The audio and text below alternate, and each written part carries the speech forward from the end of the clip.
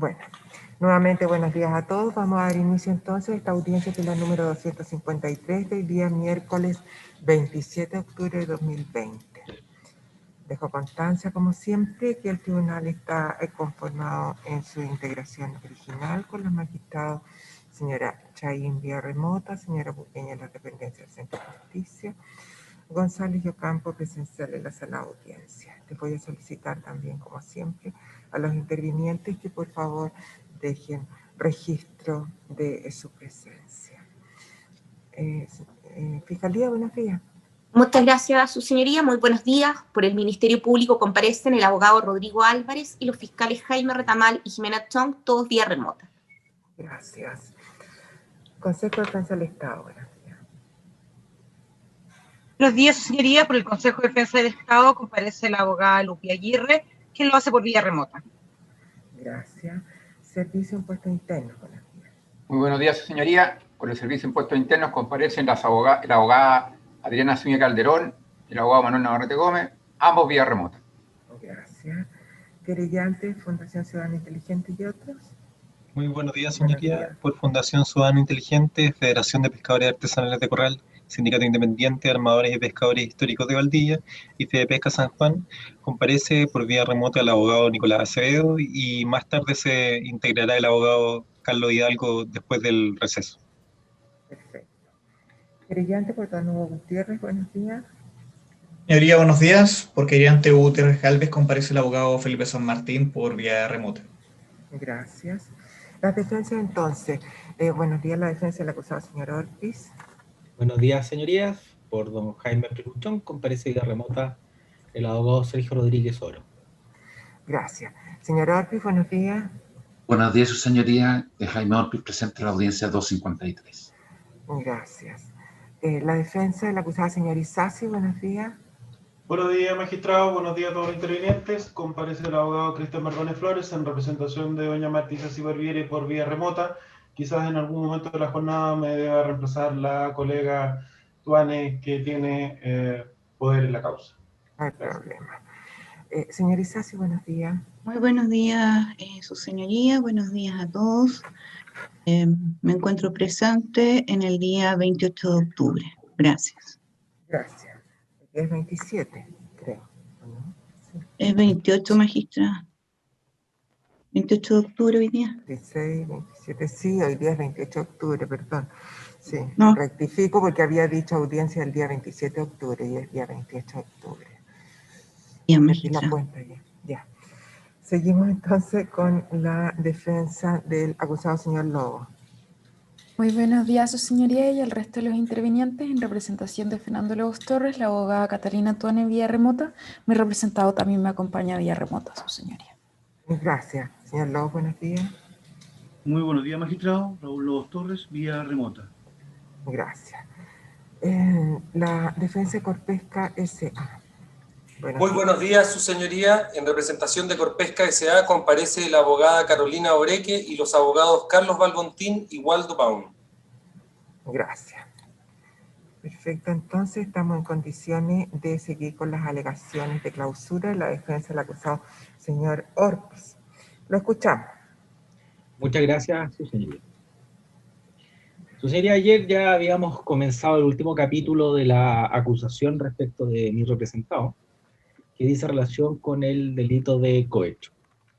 Habíamos enunciado algunos aspectos generales que queríamos destacar y habíamos quedado en que íbamos a empezar a analizar el derecho propiamente tal de esta figura penal para poder tener un marco o cierto campo relativamente determinado de qué es lo que vamos a después tratar de dilucidar, si es que esa conducta o esos hechos que se encuentran acreditados pueden o no pueden ser catalogados de delito de cohecho. Desde luego y desde ya, la posición de la defensa es que en este caso no nos encontramos frente al delito de cohecho, ni bajo su forma de delito base del artículo 248, ni bajo la forma del delito de cohecho calificado del 248 bis, inciso primero, ambos del Código Penal. El primer aspecto que debemos necesariamente dilucidar o analizar es el bien jurídico, ¿ya?, que se encuentra protegido, o sea, es decir, qué es lo que busca proteger, cuáles son las conductas, en definitiva, que atacan a un bien determinado, ¿ya? En esta materia voy a seguir y prefiero citar desde el comienzo a un profesor de la Universidad de los Andes, don Gonzalo García Palominos.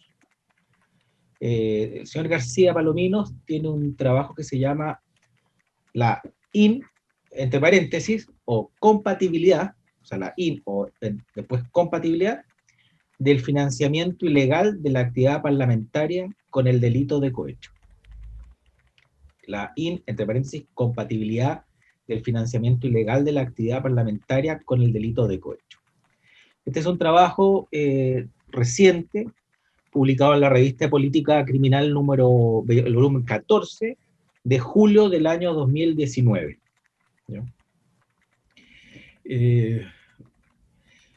¿Cuál es lo que señala, analizando precisamente el profesor García, cuál es el bien jurídico? Dice. Hay que entenderlo, señala, dentro de un contexto histórico normativo. Y aquí voy a ser bien claro y en señalar que el profesor García es absoluta y totalmente crítico de la actuación que en general ha tenido el Ministerio Público y el Consejo de Defensa del Estado en lo que es en el intento de criminalizar el financiamiento ilegal de la actividad parlamentaria. ¿Ya? Comienza este análisis el profesor de determinar cuál es el bien jurídico, y dice, hay que tener un contexto histórico, ¿ya? Porque dice, el bien jurídico es aquello que se protege, ¿ya? Entonces dice, históricamente en Chile, ya citando al profesor García, dice, no habían existido normas de sanción penal que abarcaran hipótesis relativas al financiamiento irregular de parlamentarios, partidos políticos o campañas políticas de autoridades elegidas por elección popular. Él centra una base, o sea, que entendamos que no existía esta sanción. Esto no vino sino a concretarse con la ley 20.900 del año 2016, 20.900 que ya cité y hice referencia a su artículo 27, cuando traté el intento vano, a nuestro juicio, pero intento, de esta vez el Ministerio Público unido con otro ente público, con el Servicio de Impuestos Internos, por sancionar, no esta vez por cohecho, sino que por la vía de 97.4, inciso final del Código Tributario, el financiamiento irregular de campañas políticas de elección popular. Ese artículo 27 de la ley 20.900, nos señala el profesor García, tiene varias hipótesis, ¿ya? Otorgación o obtención de aportes irregulares en exceso de lo permitido respecto de personas naturales o en cualquier monto respecto de personas jurídicas.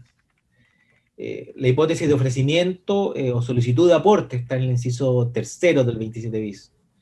Una hipótesis de fraude de subvenciones por desviación de fines respecto al financiamiento público en el 27 bis, inciso cuarto. Y por último, cierra esta grupo, núcleo, o sea, grupo, conjunto de delitos relativamente nuevos, 2016 en adelante, el financiamiento que se sancionan, distintas conductas relacionadas con el financiamiento regular, cuando en la rendición de cuentas el candidato, el partido político o el parlamentario rinde una cuenta falsa, ¿ya? Y esa figura está en el 27 ter, ¿ya? Pero desde luego nos señala esto es nuevo, ¿ya?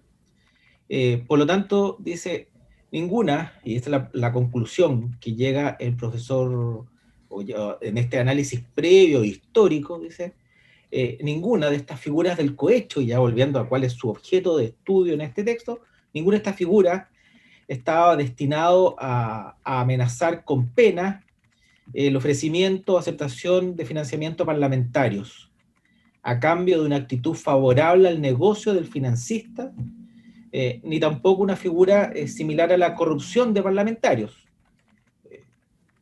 esta que existe en Alemania y que ya ha sido referida por el Ministerio Público en el artículo 108 del StGB. Pero dice, esta claridad de las normas de cohecho desde el punto de vista histórico no estaban destinadas y nunca fue su objeto sancionar el financiamiento irregular de la política. Dice, esto se ha trastocado en el último tiempo por el desarrollo de persecuciones penales por parte del Ministerio Público. Y aquí hace una crítica clara al Ministerio Público y dice, en esencia, ¿por qué se caracterizan estas persecuciones que ha hecho el Ministerio Público? Dice, un sujeto, empresa, Corpesca en este caso, que ha realizado aportes irregulares a campañas o actividades políticas de parlamentarios, ¿no? Sujeto, empresa, Corpesca, que realiza aportes irregulares a campañas o actividades políticas de parlamentarios, Jaime Orpiz. Posibilitando, esta es la tesis del Ministerio Público, posibilitando una actitud favorable a los intereses del sector a que pertenece en la tramitación de leyes. O sea, claramente, el profesor García está hablando de lo que nos ocurre en esta causa, ¿ya? No es otras causas. Hay otras causas paralelas, pero se aplica perfectamente a lo que se ha descrito como estar a disposición en la acusación. Continúa el profesor García, para ello ha debido el ente persecutor, o sea, el Ministerio Público, desarrollar una tesis jurídica relativa al delito de cohecho que ha asumido presupuestos diferentes a los desarrollados hasta ahora por la literatura penal. En esto cito textual al profesor García. Ha asumido presupuestos diferentes a los desarrollados hasta ahora por la literatura penal. Señala el profesor García y lo explica esto. Dice, mire, son tres los pilares sobre los cuales esta concepción persecutoria del Ministerio Público se basa.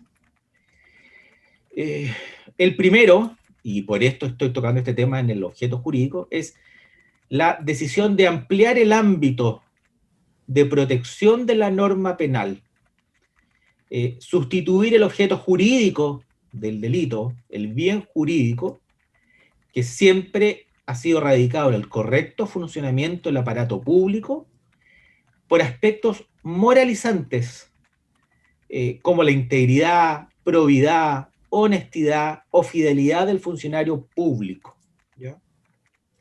Todo este conjunto de elementos morales, señala el profesor García, se cristalizan o se concretan en la probidad administrativa como nueva orientación de las normas del cohecho. El cohecho ya no es, como siempre lo dijo la literatura nacional, el correcto funcionamiento del aparato público, sino que hay algo más moral, algo ético, ¿ya? La probidad administrativa. Segundo punto que el profesor García levanta es que se sustenta esto en una concepción omnicomprensiva del concepto de funcionario público. Y desarrolla toda esta tesis relativa, en definitiva, si los conceptos de funcionario público en relación al bien jurídico puede o no estar relacionado con los legisladores específicamente. Y un tercer aspecto que también el profesor García destaca en esta nueva concepción o mutación de la interpretación del delito de cohecho para adecuarla a lo que al parecer estiman el Ministerio Público que es un vacío de penalidad, dice que se rechaza por parte del Ministerio Público radicalmente la tesis del acuerdo ilícito, ¿ya? De manera de que se desarrolla un injusto autónomo en cada figura, ¿ya? Ya se desliga funcionalmente la conducta de la contraparte con las peticiones, ¿ya? Por lo tanto, deja de existir una relación entre el funcionario y la ventaja indebida, ¿ya?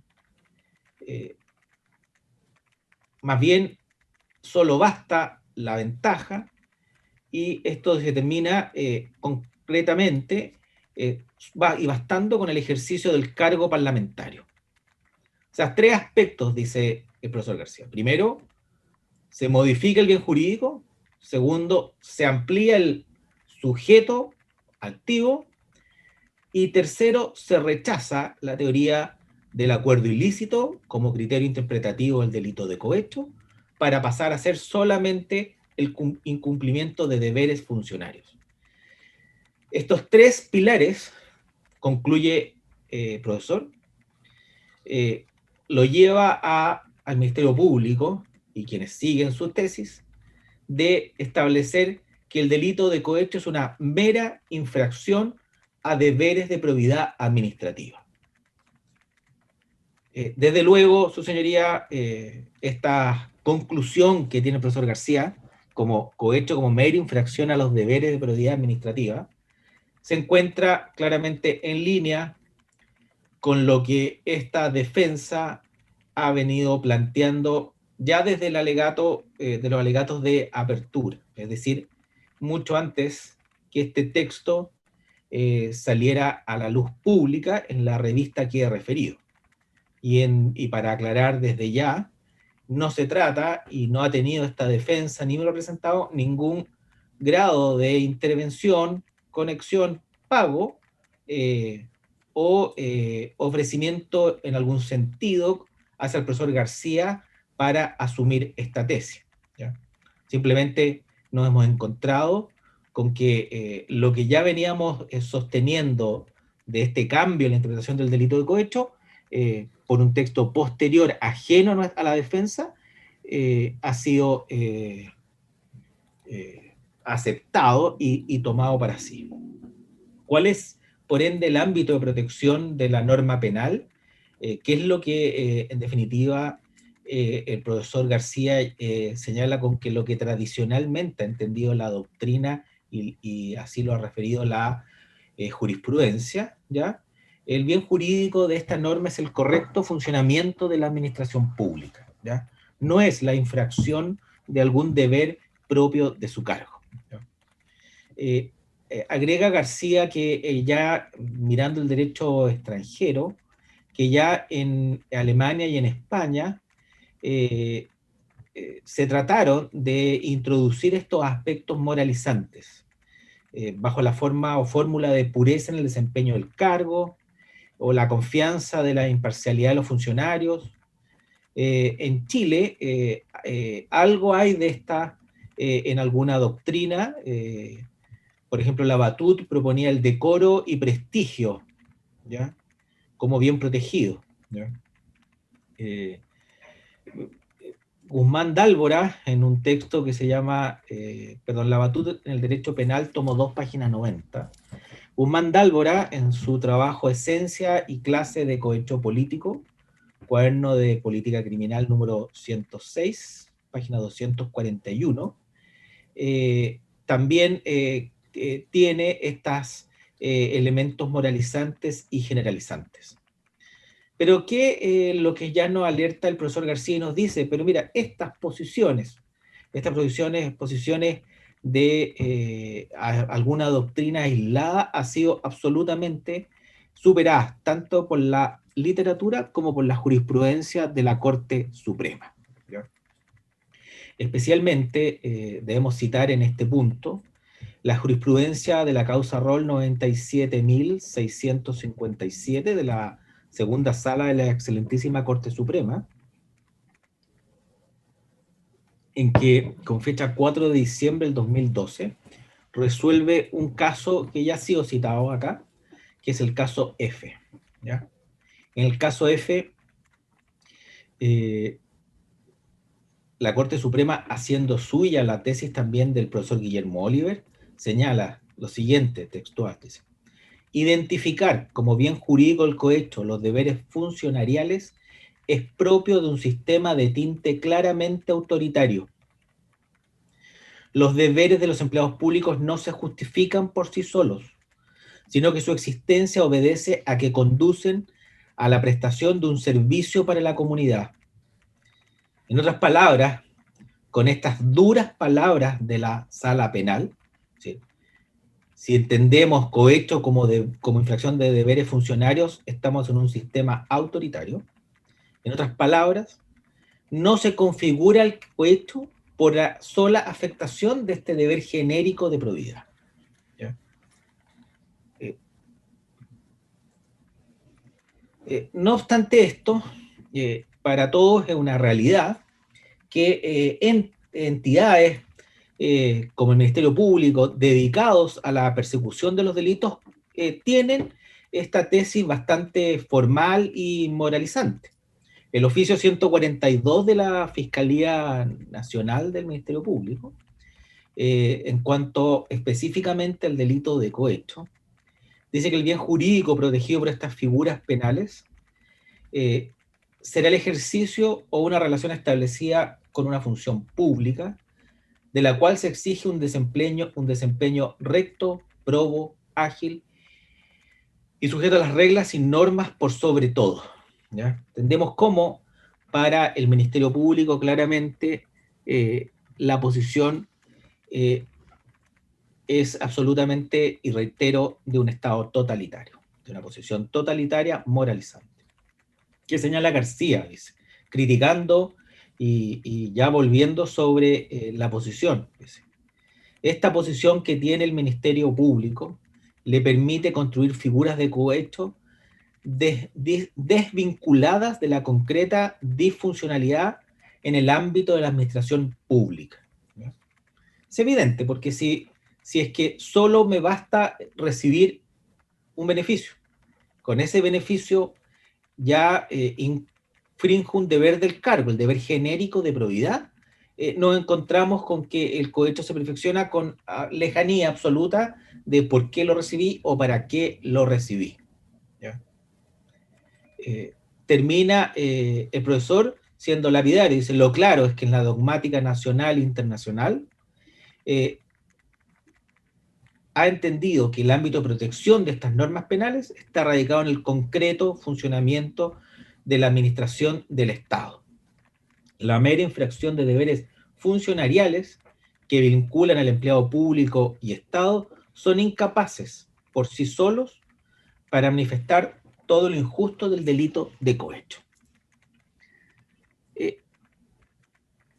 Sentado esta interpretación mayoritaria y que sigue la jurisprudencia de qué se entiende como bien jurídico u objeto jurídico del delito de cohecho, tenemos que pasar a ver los elementos del tipo penal, desde el punto de vista subjetivo y objetivo. El cohecho del artículo 248, cohecho pasivo propio se llama, sanciona la solicitud de un beneficio económico para sí o un tercero, para ejecutar o por haber ejecutado un acto propio de su cargo, en razón del cual no están señalados derechos. El cohecho pasivo propio agravado, que es la figura por la cual estamos acusados, que es el 248 bis, sanciona solicitar un soborno en las mismas condiciones anteriores, pero con una finalidad o un motivo diferente. Para omitir o omitir un acto propio del cargo, o por ejecutar o haber ejecutado un acto con infracción a los deberes del cargo.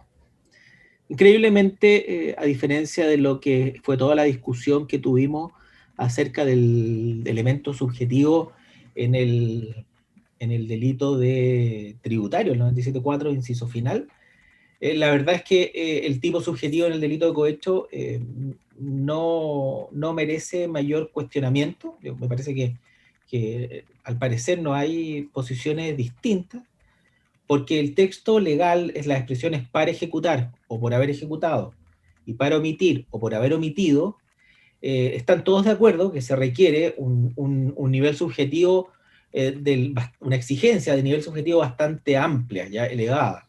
Por lo tanto, solo se permite cometer el delito de cohecho con dolo directo, ¿no? Dolo directo, por supuesto, entendido como siempre lo hemos entendido el dolo, que es conocer y querer, no esta concepción solamente de conocimiento, tomada del profesor Ragués y de la ampliación de la imputación objetiva, no solamente ya a la causalidad del hecho, sino que también a nivel subjetivo, como atribución del dolo, que fueron las palabras que don Manuel utilizó cuando explicaba que no necesitaba probar la voluntad en el delito tributario. La doctrina, siguiendo con este tema del elemento del tipo subjetivo del delito cohecho, es radical. Dice, resulta incompatible este delito con el dolo eventual. Rodríguez y Osandón, en el libro tantas veces citado ya, Delito contra la Función Pública, página 337. Solo de quien obra con dolo directo puede decirse que pide o acepta algo para realizar una acción o por haberla realizado. Obra con dolo solo quien conoce y quien quiere realizar el tipo objetivo.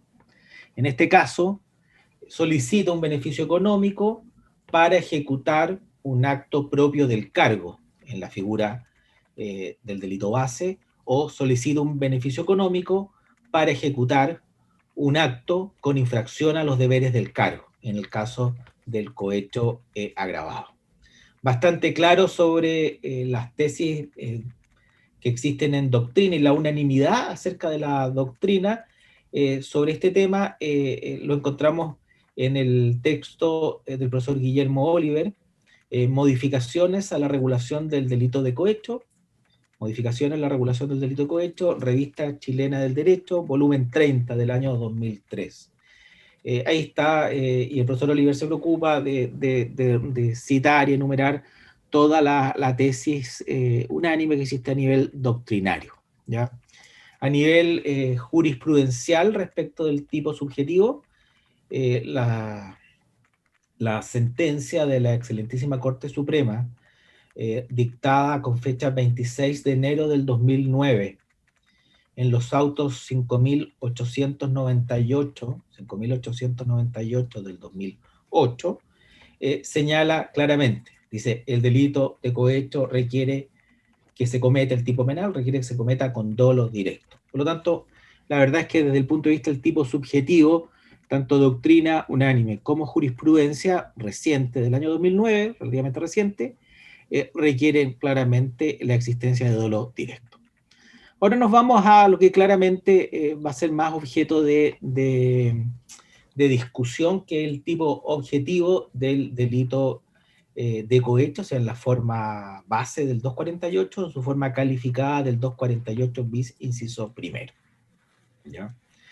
Al igual como los hemos sostenido respecto al Consejo de Defensa del Estado en sus alegatos de clausura, creemos que el Ministerio Público, como acusador, y también acá el Consejo de Defensa del Estado, han planteado un cambio sutil pero importante, de todas maneras, en lo que es la teoría del caso del delito de cohecho.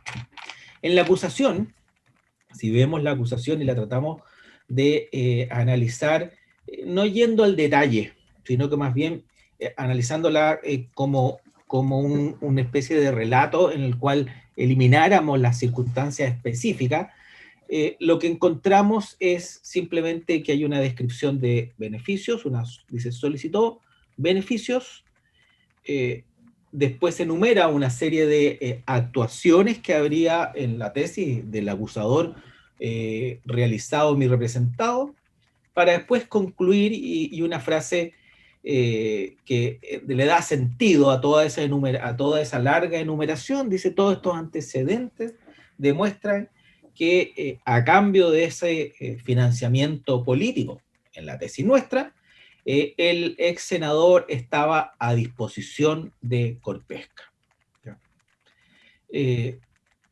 Los acusadores, por ende, en lo que es la acusación, distinguen claramente la calidad de funcionario público, la solicitación a un particular de un beneficio, la aceptación y concreción de dicho beneficio, relatan uno a uno las 81 supuestos casos de solicitación, que son las 81 boletas, y luego enumeran todos los actos, dice, todos estos son los actos, ¿ya? Para concluir con esa frase que marca todo lo que es el supuesto fáctico. Estaba a disposición para representar los intereses de Corpesca, ¿ya? La tesis, por lo tanto, de la acusación del Ministerio Público, del Consejo de Defensa del Estado, que en este punto no difieren, nos relatan un tipo de cohecho activo del funcionario público, ¿ya?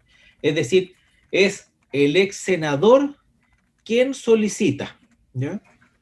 ¿Y para qué solicita? Solicita para realizar ciertos actos propios de su cargo, ¿ya? ¿Por qué? Porque hay que entenderlo que es para representar los intereses en el ámbito que él se estaba o se podía actuar o actuaba, que era como senador en el Congreso Nacional. También describe la acusación por ende un cohecho antecedente, ¿ya? Es decir, se solicita un beneficio o se consiente en dar por la ejecución de un acto futuro, ¿ya? Por parte del empleado público, ¿ya? Las expresiones que dice la ley para ejecutar u omitir, que hace referencia a la ley, aquí se concretan en esta descripción que posteriormente en los alegatos de clausura se ha descrito como acuerdo basal de recibir un beneficio para en el futuro realizar algún acto, ¿ya? Y claramente se trata de un cohecho propio, ¿ya? Porque busca realizar conductas por parte del propio funcionario, es decir, por el propio ex senador don Jaime Orpiz Buchón, ¿ya?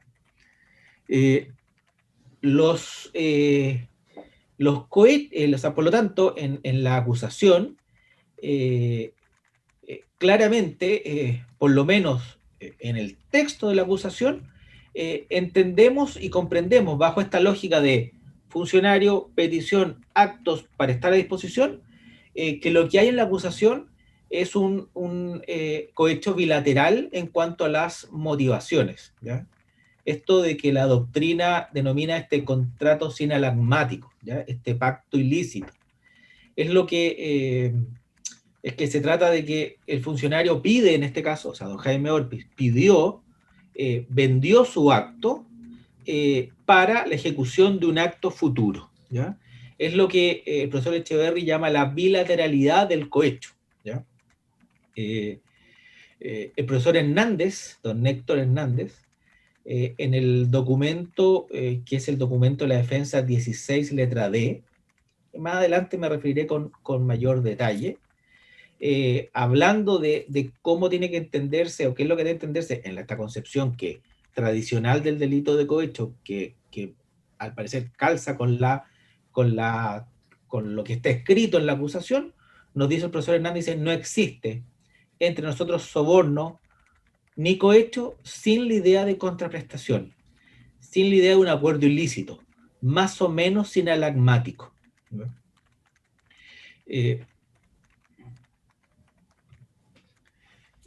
Los profesores Rodríguez y Osandón también tienen la misma tesis, ¿ya?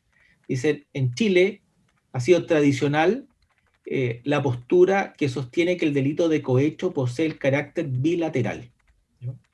Citen esto a los profesores Echeverry y Labatut. Reconocen, eso sí, ambos profesores, que con la ley 19.645 se produce un cambio, ¿ya? Para entender, la ley 19.645, en esencia, lo que hace es que anticipa y conductas que anteriormente se estimaban como de tentativa, se sancionan como consumadas, ¿ya? Por lo tanto, ya el cohecho solo basta la solicitud o solo basta el ofrecimiento, ¿ya? Pero lo que agregan los profesores Rodríguez y Sandón dice, esto en cuanto a que con la ley nueva, o sea, con la modificación de la ley 19.645, por supuesto, o sea, evidentemente para la consumación del delito ya no se trata de un delito de coparticipación necesaria o de convergencia de voluntades, como le llama la doctrina, ¿ya? Porque ya no se necesitan dos personas. Pero una cosa muy distinta, y nos la aclaran, es que no deje de existir un acuerdo o finalidad, ¿ya? El tipo penal, aunque se sancione como consumado conductas que antes eran tentativas, requiere de todas maneras interpretarse en el conjunto para o por ejecutar. ¿Ya? Eso es importante porque bajo la tesis de que la ley 19.645 altera sustancialmente la esencia y el núcleo del delito de cohecho, se quiere tratar de olvidar, tapar con el dedo el sol, en el fondo, lo que es la exigencia del tipo penal, ¿ya?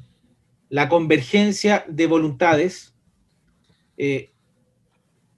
Hoy día, efectivamente, basta la solicitud, pero esa solicitud no es neutra, no es dame dinero, dame tal cantidad de plata, no, es dame tal cantidad y a cambio de eso voy a hacer esto, concreto y determinado. No basta la mera solicitud de dinero. ¿Cuáles son los elementos del tipo objetivo? Tiene que haber una conducta, una petición, una solicitud. Esa solicitud tiene que ser de un beneficio económico para sí o por un tercero, a cambio de un acto preciso y determinado. Si es que ese acto supone la infracción de deberes del cargo, se califica la conducta. Y nos vamos al 248 bis, inciso primero. Vamos a analizar cada uno de estos elementos del tipo objetivo. La conducta es solicitar o aceptar, ¿ya? Acá viene un punto ya que el derecho hay que llevarlo a lo práctico, a la prueba, a que estuvimos durante 1 año y medio viendo. Este es un tema muy discutido en el juicio porque los acusadores han señalado que en cuanto a la conducta, en cuanto a la solicitud, la petición, las defensas estaríamos sosteniendo como argumento que lo que pedimos es una especie de pacto escrito, una escritura pública, un video que muestre a don Jaime junto con don Francisco poniéndose de acuerdo, mejor dicho en la tesis de ellos, don Jaime ofreciéndole leyes ad hoc a cambio de tal cantidad de plata. No cualquier ley, una ley específica, de acuerdo a lo que veremos más adelante. ¿Ya? Su señoría, nunca hemos sostenido eso, ni tampoco, y no lo podríamos sostener porque la verdad es que la doctrina no sostiene eso. ¿Ya? Lo único que pedimos es algo, no pedimos el documento solemne. Lo que pedimos es que se acredite que existió esta comunicación. Y una comunicación en el sentido del tipo penal.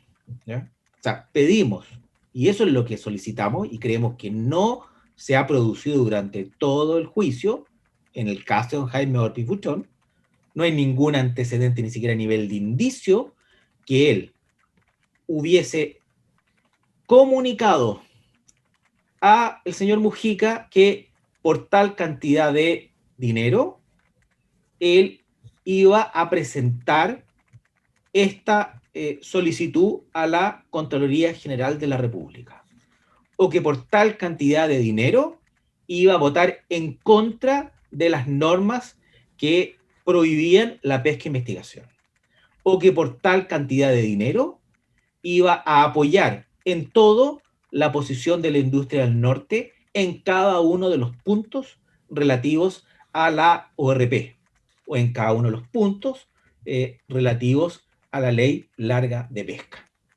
Esa comunicación que a nivel doctrinal y legal es la conducta, es el verbo rector, solicitar, tiene que probarse. A nuestro juicio no se ha probado. No desconocemos, y eso es evidente, que esa comunicación no requiere la doctrina, y por eso creemos que se ha levantado nuevamente un muñeco de paja en este punto, colocándonos en boca de la defensa peticiones que no hemos hecho, afirmaciones que no hemos hecho. ¿Por qué? Porque sabemos perfectamente que la doctrina señala, mire, el acuerdo en la tesis anterior, o en este caso la solicitación, o sea, no en la tesis anterior, sino que con la ley anterior, que no se sancionaba las conductas tentadas como consumadas, esta solicitación efectivamente puede ser expresa o tácita, ¿ya? No hay duda de eso, ¿ya? Pero todos los ejemplos que da la doctrina, incluso la jurisprudencia nacional, son de conductas unívocas, ¿ya? En que la comunicación es clara, y la comunicación es clara sobre los dos elementos del delito de cohecho. O sea, ¿qué estoy pidiendo u ofreciendo y a cambio de qué? ¿Ya? No basta, por lo tanto, algo genérico, ¿ya? La comunicación no verbal, la comunicación corporal, por supuesto, su señoría, que es idónea para transmitir este mensaje. ¿Cuánto? Y eso, o sea, a cambio de eso voy a hacer esto, ¿ya? No cualquier punto. Estirar la mano, nos señala la doctrina. Guiñar un ojo. Asentir con la cabeza. Por supuesto, su señoría, que son circunstancias que son suficientes para eventualmente entender que esta comunicación de estos dos elementos se produjo. Más claro todavía son los casos jurisprudenciales, bastante frecuentes a nivel de juzgado de garantía, en que una persona en un control carretero le entrega el carnet de identidad, el carnet de la licencia de conducir, con un billete de una cifra elevada, digamos, ¿ya? Nadie podrá negar que en esa circunstancia está precisamente claro los dos elementos de la comunicación. Es decir, le está diciendo, te entrego esto a cambio de que no sigas el procedimiento policial, ¿ya? O sea, por ende, la comunicación, y reitero, la comunicación no verbal se acepta. Puede ser tácito, pero tiene que probarse. Y además de probarse, tiene que probarse en el sentido del tipo penal. ¿Qué y por cuánto? ¿Ya? ¿Qué voy a hacer y cuánto te va a costar? ¿O cuánto es lo que voy a ofrecer? La doctrina de profesores Rodríguez y Osandón citan al profesor Casas Vaquero. Dice, no es preciso que esta petición se lleve a efecto de forma expresa, sino que también puede realizarse de un modo disimulado, cuidado o encubierto, valiéndose el sujeto de cualesquiera medios comunicativos, ¿ya? Es decir, en la misma línea que ya lo he dicho en el fondo, pero reitero, esto tiene que probarse en cada uno de los 81 cohechos que se nos está acusando, ¿ya? Cada vez que se enviaba una boleta para concretar una donación política, el Ministerio Público sostiene que se estaba cometiendo un cohecho distinto. Por lo tanto, de cada envío de un cheque, deberíamos poder concluir cuánto es lo que se está cobrando y por qué acto. O sea, qué acto está comprando el señor Mujica con esa donación política, o en el punto de vista del señor Orpiz, qué acto está vendiendo, ¿ya? A nuestro juicio, su señoría, la entrega de las boletas resulta absolutamente insuficiente para estimar que se cumple el estándar probatorio que requiere la sentencia condenatoria, ¿ya?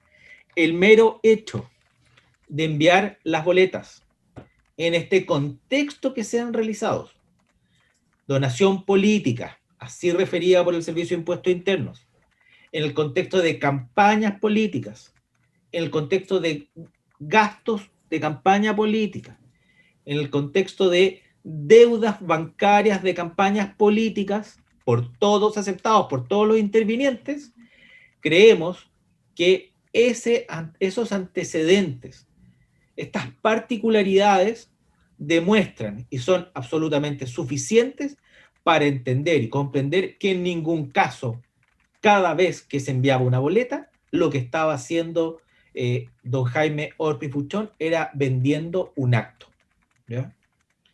Su señoría, reitero, la petición nos debe ser neutra.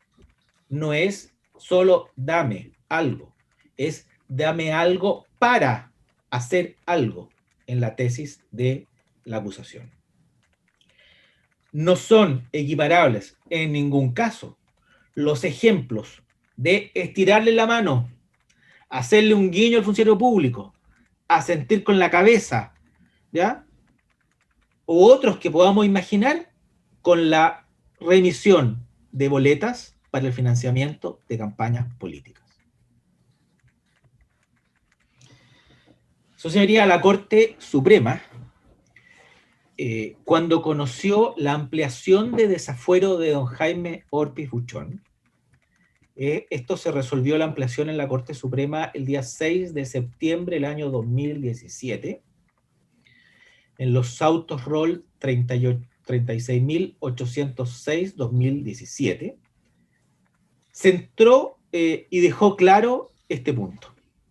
Porque, su señoría, la Corte Suprema rechazó la ampliación de desafuero por delito de cohecho. ¿Sí? Es decir, ¿y cuáles fueron los fundamentos de la excelentísima Corte Suprema? Siguiendo en este punto los argumentos de su defensa. Y a la vez el voto de minoría de los que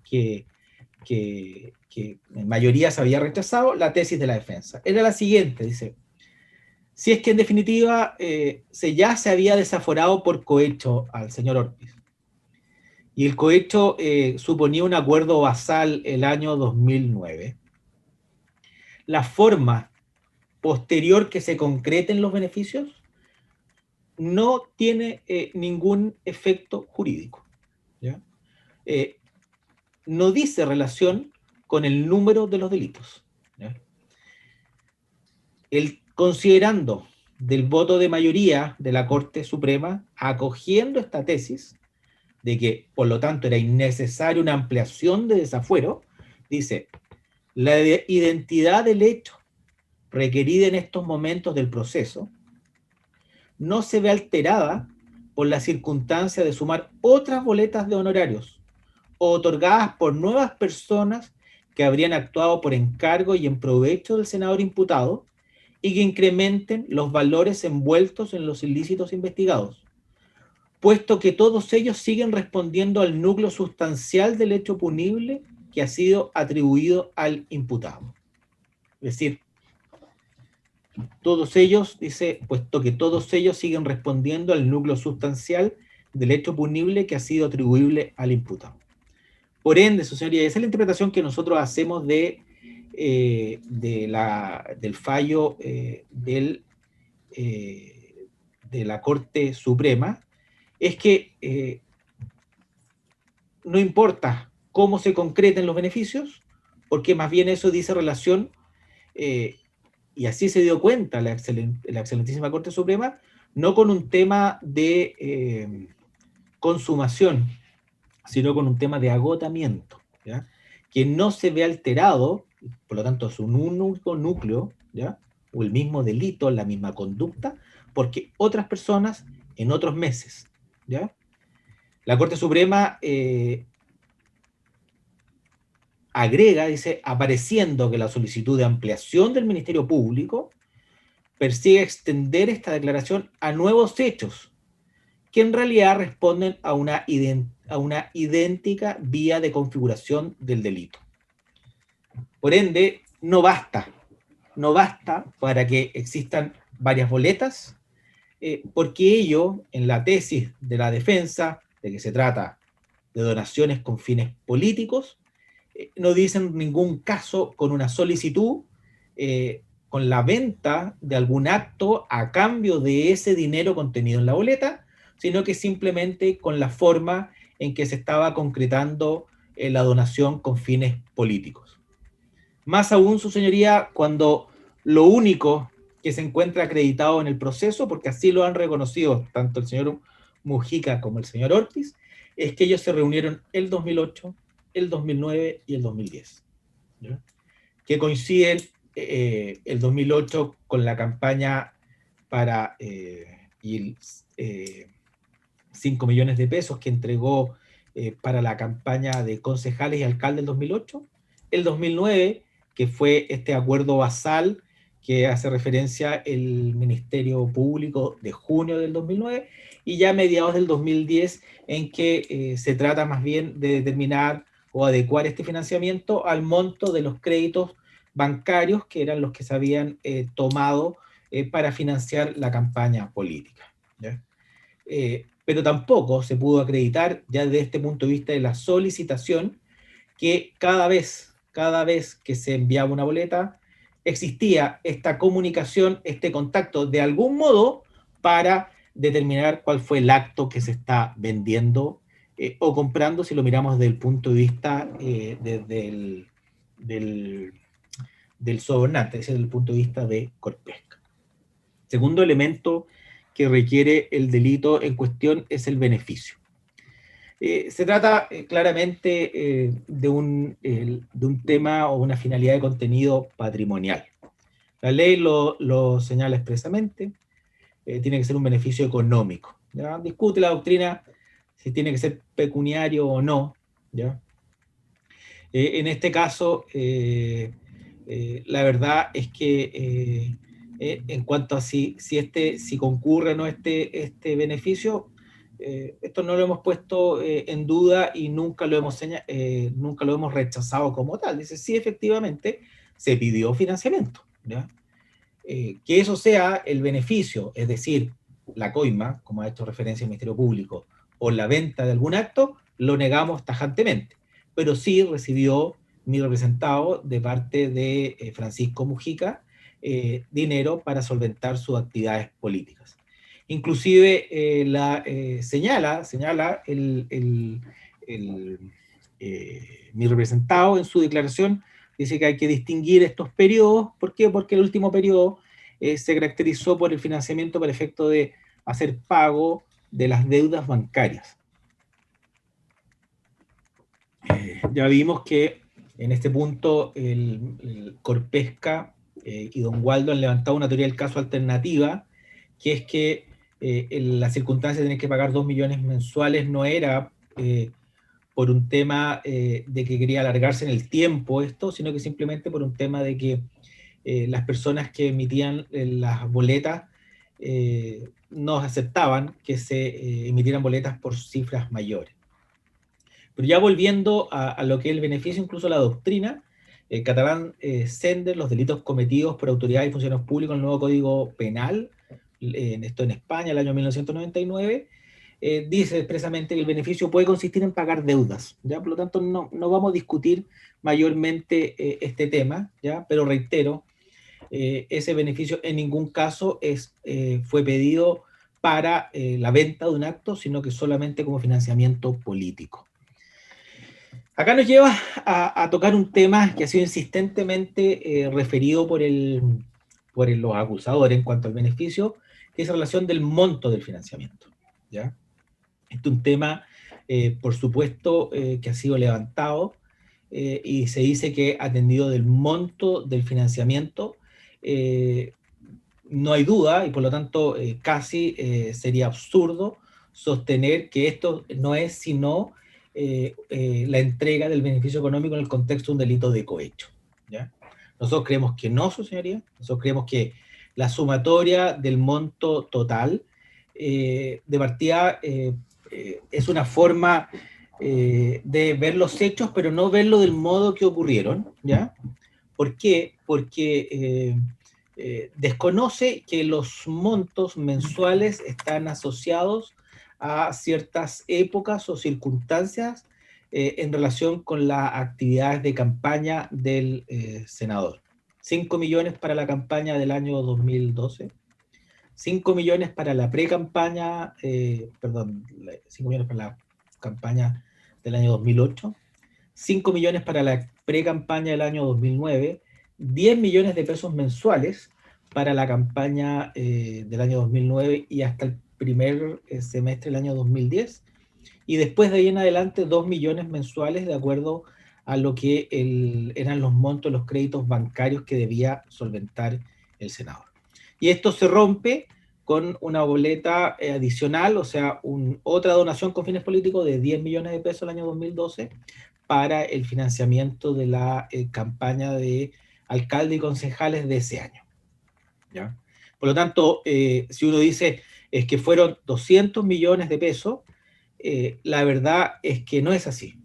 Fueron montos mensuales y fueron montos que al comienzo no se sabía cuál era la cantidad, ¿ya? Y esto es importante, su señoría, porque como el delito de cohecho requiere dolo directo, yo debo conocer y debo tener pleno conocimiento y aceptación de todas las conductas, ¿ya? Es decir, en la tesis del Ministerio Público, para que pueda ser condenado a don Jaime Ortiz Buchón como autor del delito de cohecho, tiene que acreditar que en el mes de junio del 2009 le pidió a el señor Mujica la cantidad de 209 millones de pesos, o sea, todo, de inmediato, ¿ya? Porque es la única forma de entender el dolo de la conducta, ¿ya? Porque el dolo de la conducta requiere necesariamente que desde el comienzo nosotros tengamos todos los elementos del tipo objetivo, y dentro de los elementos del tipo objetivo está claramente la cuantía o el monto, ¿ya? del beneficio. Pero hay un problema, su señoría, en esto, ¿ya? Porque la verdad es que los hechos demuestran, y lo que se probó en el juicio, es que en realidad el monto no surgió ni se conversó, ¿ya? La teoría del caso del acusador es que fue Jaime Ortiz Buchón el que hizo la solicitud. Es decir, él vendió sus actos concretos por 209 millones de pesos que se lo iban a pagar en estos 4 años, ¿ya? Pero la verdad es que el mismo Francisco Mujica Ortúzar, cuando concurre y declara acerca de esta materia y le pregunto, la verdad es que se me fue de las manos, no pudo ni supo pararlo, ¿ya? Por lo tanto, no es que, y está claro con este antecedente de la declaración del señor Mujica, en que se hubiese conversado un monto determinado, ¿ya? No, ¿ya? Es simplemente en esta lógica del financiamiento de acuerdo político, de acuerdo a las necesidades, ¿ya? Por lo tanto, lo que determinó el monto no fue que se entregase una suma elevada para efecto de formar la convicción por parte del funcionario, sino que al revés, es precisamente solamente el funcionario que pide una cifra o un monto para su financiamiento político, pero no en consideración al monto total. La verdad es que ellos, y lo que influye es que no se pusieron de acuerdo, ¿ya? Y en esto es importante lo siguiente, señorías, porque cuando la doctrina analiza el monto, dice que tienen que haber ciertos criterios, porque todos aceptamos, y aquí entra la lógica de los actos socialmente permitidos, en que ciertas cifras menores no se estiman que podrían ser constitutivas de delito de cohecho, de beneficio desde el punto de vista de cohecho, ¿ya? Son actos socialmente aceptados en general, y lo que la doctrina pone énfasis es que el criterio que debe utilizarse para determinar si el monto es o no suficiente, es si el monto que ofrece el particular es suficiente para formar la convicción de la venta del acto por parte del funcionario. Pero acá, en la teoría del caso, nos encontramos que esto es al revés. Es el funcionario quien pide financiamiento político y ninguno de los dos conversan el monto, ¿ya? Solamente conversan del monto lo que necesitan para la campaña mensualmente, ¿ya? Pero no este monto global, ¿ya? reitero, su señoría, el monto del financiamiento que ha sido reiteradamente esgrimido por los acusadores como un elemento de convicción de suyo suficiente para acreditar que nos encontremos ante un delito de cohecho, está mirado bajo dos formas que a nuestro juicio son erradas. Primero, se suman los totales y no lo que ocurrió. Se determinan esos totales, por lo tanto, en base a un conjunto de meses y no en relación a lo que realmente ocurrió, que estaban vinculados necesariamente, íntimamente relacionados esos montos con campañas o actividades políticas, campañas electorales que se estaban desarrollando o pago posteriormente de deudas de financiamiento. Y cuando la doctrina analiza cuál es el criterio para determinar si el monto podría o no ser un indicio, siempre parte de la base de que tiene que ese monto encontrarse perfectamente determinado, cosa que aquí, como fluye de lo que declara quien supuestamente pagó en este delito en este imaginario delito de cohecho, ni siquiera él supo el monto inicial y más bien en un tema de financiamiento. Tercer elemento del tipo objetivo que requiere el delito de cohecho es que el acto sea un acto propio, ¿ya? La Convención Interamericana contra la Corrupción, ¿ya?, vigente en Chile, señala que los actos deben realizarse, dice, a cambio de la realización u omisión de cualquier acto en el ejercicio de sus funciones públicas. La Convención, por lo tanto, usa esta expresión a cambio, ¿ya?, que tiene el mismo sentido que tiene la legislación chilena, el artículo 248, 148 bis, para ejecutar o por haber ejecutado, ¿ya?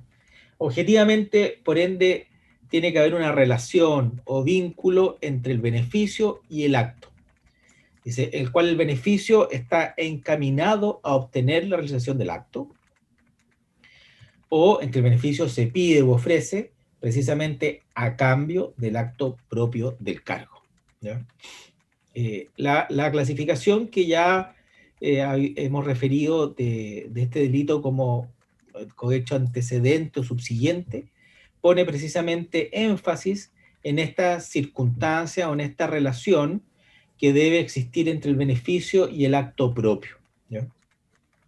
Esta redacción de por o para viene, su señoría, de del texto original del Código Penal, ¿ya?, en cuyo artículo 249 se sancionaba al empleado público que por dádiva o promesa ejecutario u omitiere un acto obligatorio propio de su cargo. Esa expresión antigua por contenida en el texto original o para contenida en la redacción actual al año 2009 del artículo 248 o a cambio que se contiene en la Convención a nivel de derecho internacional, denotan la misma idea, ¿ya? O sea, la dádiva debe estar en consideración a actos de su oficio. La Batut, por eso, nos señala que, y nos describe el delito más que como un delito de función y no tanto de funcionario, ¿ya? Puede ser esta dádiva o promesa debe tener por objeto que el funcionario ejecute un acto justo o injusto de su función o abstenerse de ejecutar un acto propio del cargo. El profesor García Palominos, ya citado, pero esta vez en otro trabajo, en el libro Casos destacados, Derecho Penal, parte especial, Casos destacados, Derecho Penal, parte especial,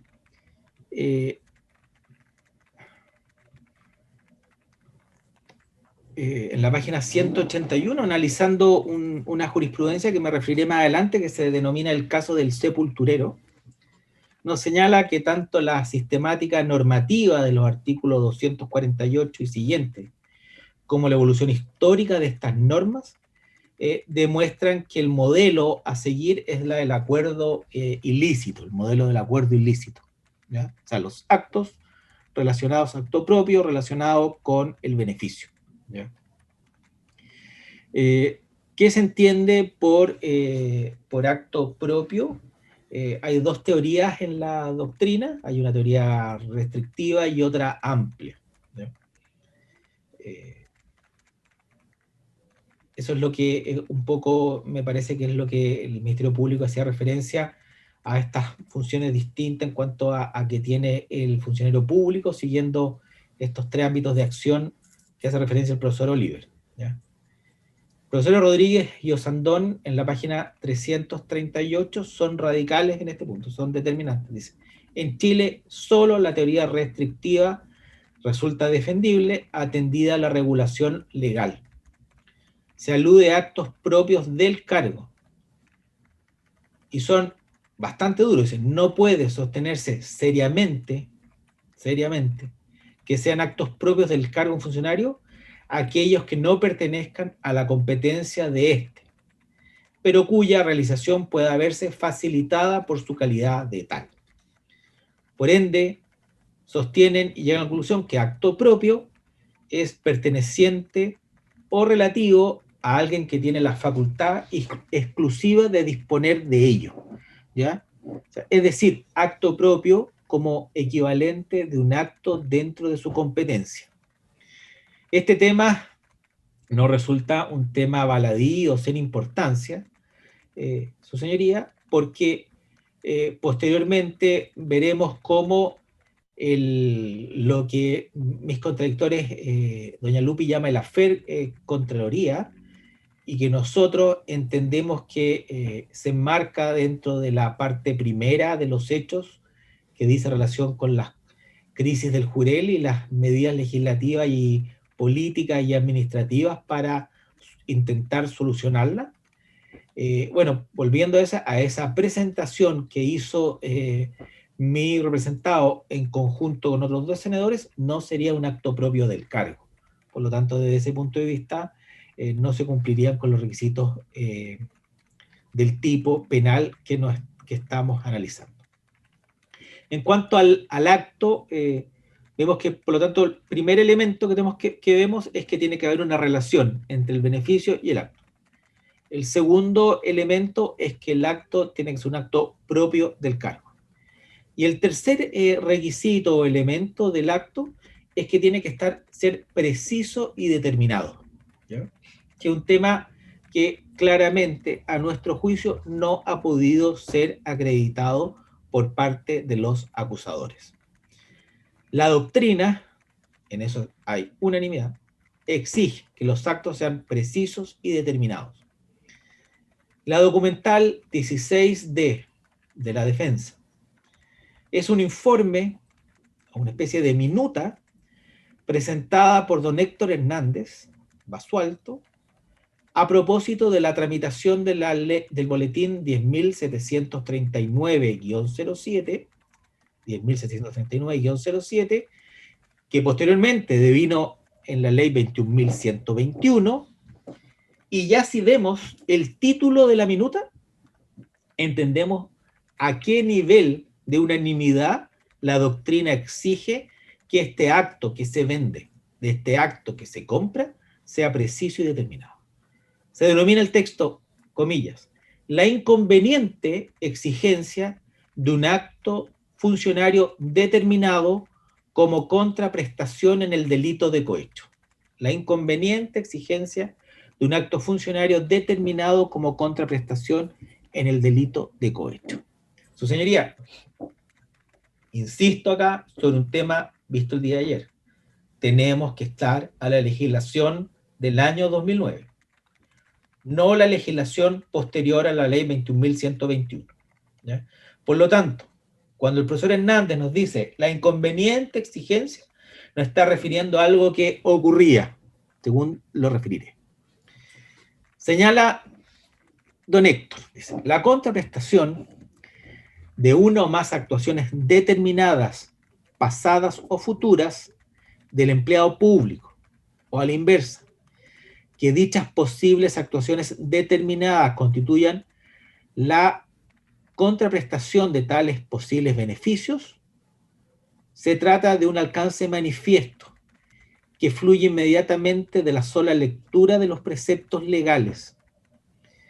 En consecuencia, en el derecho chileno no constituye soborno el pago de un beneficio económico a un empleado público, mucho menos la sola oferta del mismo o el consentimiento en darlo, como tampoco constituye cohecho su percepción efectiva, mucho menos su solicitud o su aceptación, si ese pago, o su oferta o consentimiento en darlo, o su solicitud o aceptación a recibirlo, no constituye la precisa contraprestación, al menos potencial, de determinados actos del funcionario.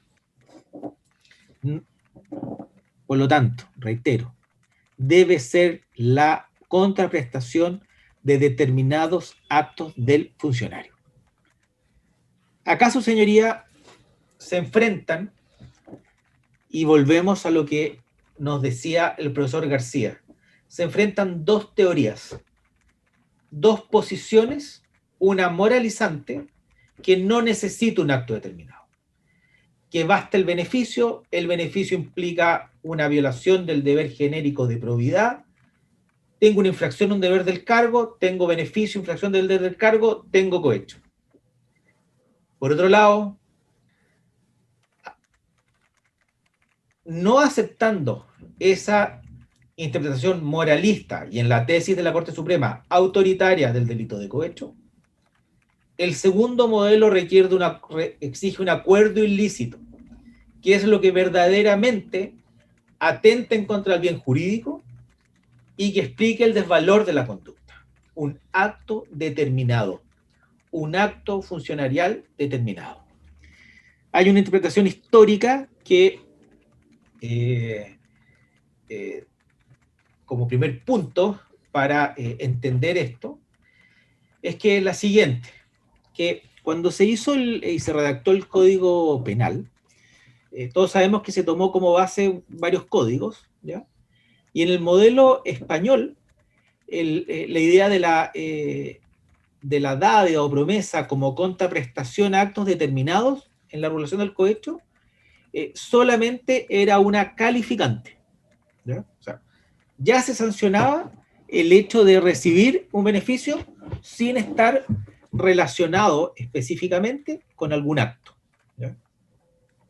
La comisión redactora desechó, ¿ya?, el modelo español, primero tácitamente, porque prescindió del inciso tercero del artículo 314 del Código Español, ¿ya?, y no agregó esa conducta, es decir, el solo recibir solo recibir este beneficio como un elemento del delito de cohecho. Pero después expresamente lo desechó porque hubo una propuesta específica de modificar y agregar esa conducta, una cláusula semejante, la cual la comisión redactora desechó. Hay una razón, por lo tanto, histórica que demuestra que el solo hecho de recibir dinero sin contraprestación alguna, claramente no es delito de cohecho en los términos que establece el tipo penal. El profesor García, continuando con este tema, dice, toda la literatura nacional ha entendido que estas distintas figuras de cohecho de los artículos 248 y siguientes se construyen sobre la base de un núcleo conductual, ¿ya? ¿Y cómo describe este núcleo conductual? Como la orientación al acuerdo ilícito, ¿ya? Reitero, que hoy día se sancione la tentativa como consumado, es decir, la solicitud o el ofrecimiento no borra lo que es el núcleo conductual, que es la orientación de este acuerdo ilícito hacia un acto preciso y determinado, ¿ya? En el caso de la legislación chilena, por lo tanto, que se haya fraccionado en 2 actos y se haya sancionado ambos por separado, en ningún caso nos lleva a concluir que se está ante el cambio de un modelo del delito de cohecho, ¿ya? Insisto, señorías, esto es antes de la ley 21.121, ¿ya? O sea, antes de el texto al cual o fruto del cual, dentro del cual estuvo el trabajo del profesor Hernández, ¿ya? En el caso del delito de cohecho, por lo tanto, siempre hay un injusto doloso. Y ese injusto doloso consiste en aceptar o consentir para o por, nos señala el profesor García, ¿ya? El profesor Echeverry dice, solo si la recepción de dicho regalo está en relación directa con la ejecución u omisión de un acto obligatorio, surgirá la figura de que tratamos, ¿ya? O sea, con la claridad que tiene don Alfredo, claramente, o sea, solo si hay una relación directa, ¿ya? De modo, agrega, de que no hay espacio entre nosotros para la punición de la entrega u oferta de beneficios hecha con el propósito genérico de congraciarse con el empleado público, de ganarse su favor o buena voluntad, aunque no se haga por puro altruismo, sino que por calculado interés, porque para la ley chilena es indispensable que de algún modo se compre un acto determinado del servicio y no algo así como la buena disposición del funcionario, ¿ya? Es claro el profesor Echeverry en esta tesis. A nivel español también, don Jesús María Silva Sánchez, lección de Derecho Penal, parte especial, página 340, lo señala expresamente. Dice, conducta u omisión determinada, ¿ya? El profesor Matus, en la misma discusión del boletín, don Jean-Pierre, el profesor Jean-Pierre Matus, en la misma discusión del boletín 739-07, que fue producido como prueba bajo la documental de la defensa 16 letra C, está en informe de la Comisión de Constitución y Legislación, ¿no? Y está una especie de minuta que entregó el profesor Matus para efecto de que se tuviese presente en la exposición que hizo realmente en la comisión, ¿ya? Y nos señala sobre el punto, dice, de las descripciones típicas vigentes, resulta que ese fin, motivo o razón no es otro que la comisión de un hecho determinado, ¿ya? Por lo tanto, señorías, no hay ninguna duda que requiere que sea un hecho determinado. Y aquí nos vamos a referir brevemente, señoría, a lo que nos habíamos dicho del caso del sepulturero, ¿ya?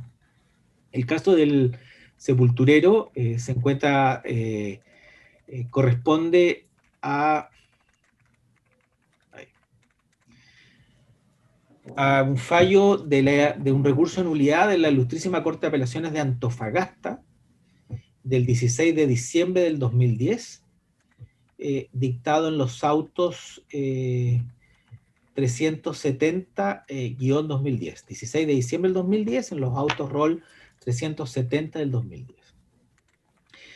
La conclusión que podíamos llegar o al final de esta jurisprudencia es la siguiente, dice que el delito de cohecho requiere requisitos copulativos: dolo para pedir una suma una suma de dinero para ejecutar un acto determinado, ¿ya?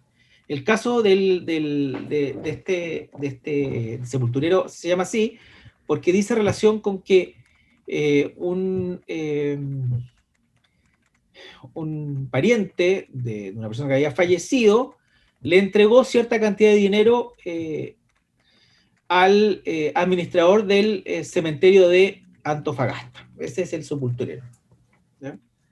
Y la tesis que sostuvo el Ministerio Público y quien actuaba como creyente en ese momento, que era la Municipalidad de Antofagasta, era que ese dinero se habría entregado y que por lo tanto al entregarse el dinero bastaba este ofrecimiento y que además acá adicionalmente se había aceptado para que nos encontrásemos ante una infracción del deber del cargo. Este administrador del cementerio era un funcionario público y por lo tanto infringió el deber de probidad y el deber de probidad por lo tanto bastaba de por sí ya, juntando estos dos elementos, beneficio, deber de probidad, para que nos encontráramos frente a un delito de cohecho.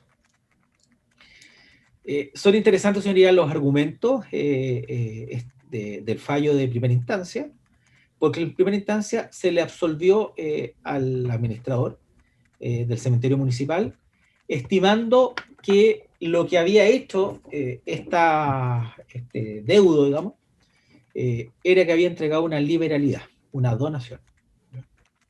Una mera liberalidad sin contraprestación, ¿no?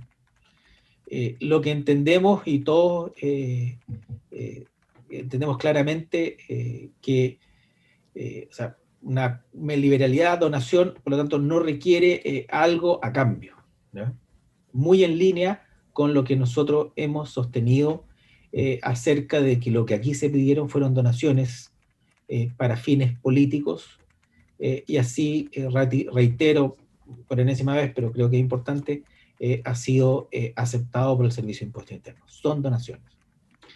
Se recurre en nulidad a la sentencia absolutoria, y la Ilustrísima Corte de Apelaciones de Antofagasta no solamente rechaza el recurso de nulidad, sino que agrega un motivo nuevo por el cual no había infracción de derecho. Lo que se estaba argumentando era que había una infracción de derecho, o sea, interpretación de los artículos 248 y 248 bis del Código Penal. Y dice que se rechaza la nulidad porque falta la determinación del acto que habría sido la contraprestación de ese beneficio. Esta jurisprudencia y su tratamiento está en este libro que ya he referido, Casos destacados de derecho penal, parte especial.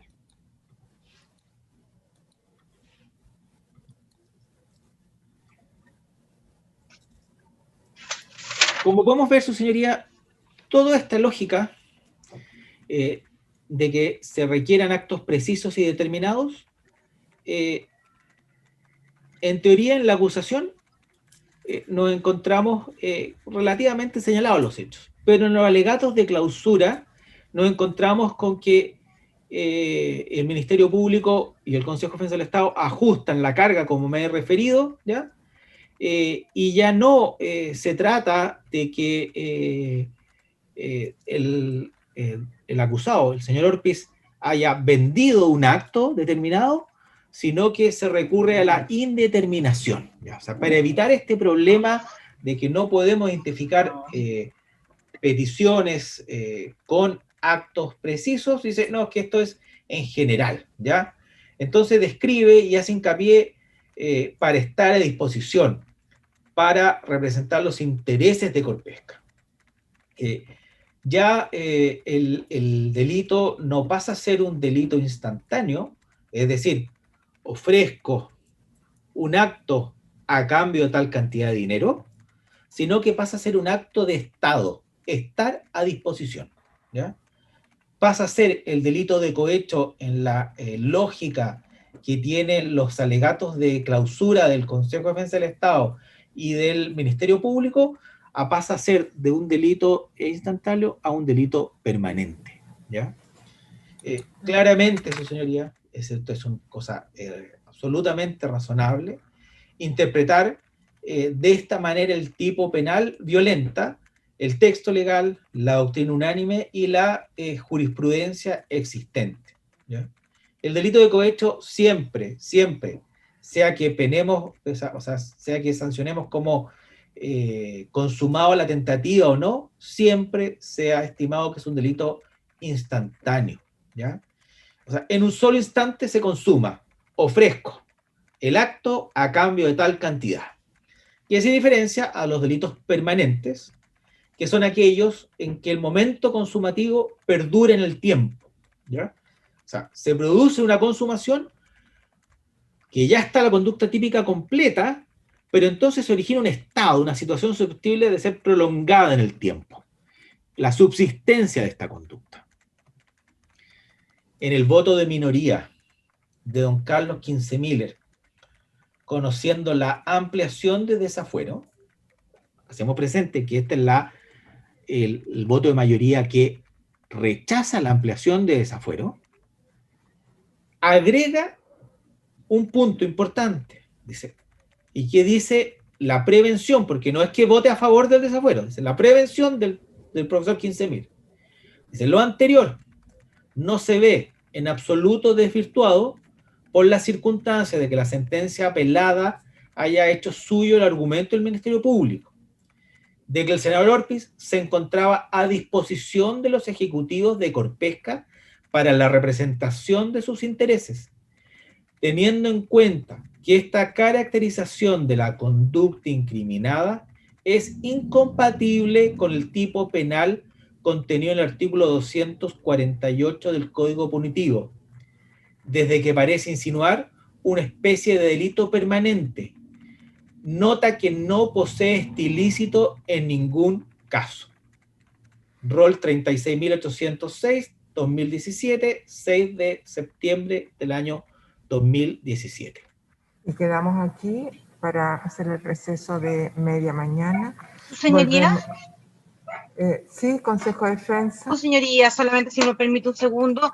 Citó la defensa la incorporación del documento 16D de defensa a propósito de la minuta del profesor Héctor Hernández. Si nos pudiera señalar en qué sesión fue, porque no tengo registrado el ingreso de ese documento. Ya, a la vuelta le vamos a solicitar a la defensa que nos dé esa información. Muchas gracias, señoría. Gracias, señoría. Vamos al receso entonces.